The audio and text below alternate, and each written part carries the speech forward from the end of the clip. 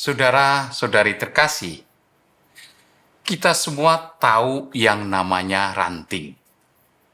Ia adalah bagian tanaman yang ukurannya relatif lebih kecil dari batang atau pokok utama tanaman.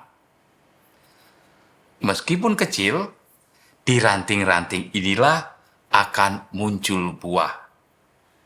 Jadi, meskipun ukuran yang kurang berarti dibandingkan batang pokok tanaman, tetapi tanaman akan dinilai baik atau buruknya justru tergantung dari buah yang muncul di ranting tersebut. Tetapi, saudara-saudara kasih, tidak semua ranting bisa menghasilkan buah. Hanya ranting-ranting yang baik, ranting-ranting yang sehat akan menghasilkan buah.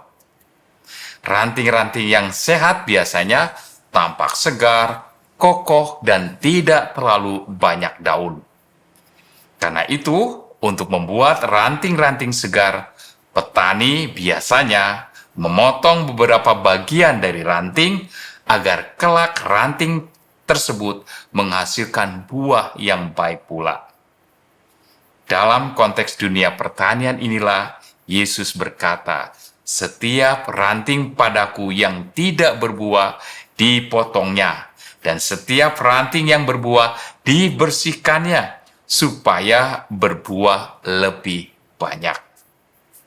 Memang, proses pembersihan ranting ini tidaklah menyenangkan, karena ranting seolah-olah dipaksa untuk mengikuti kemauan dari petani, dan itu memang tidak menyenangkan.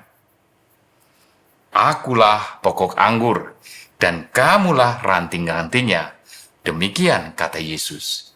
Kata-kata ini mau menekankan kepada kita bagaimana relasi sesungguhnya kita dengan Yesus.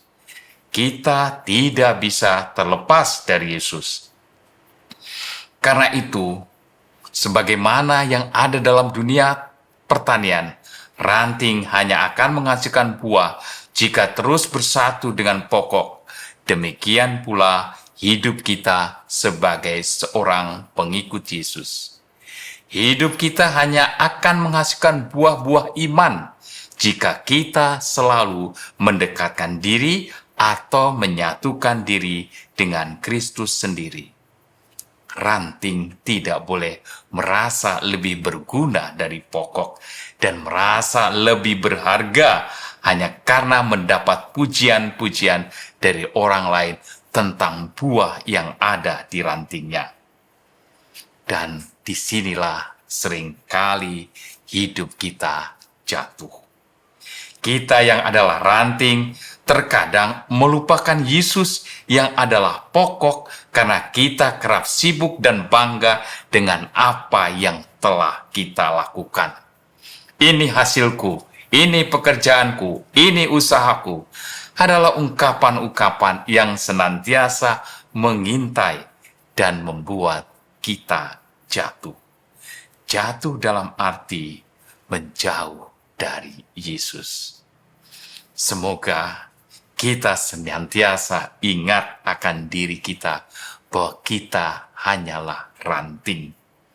Kita hanya berbuah kalau kita bersatu dengan Yesus.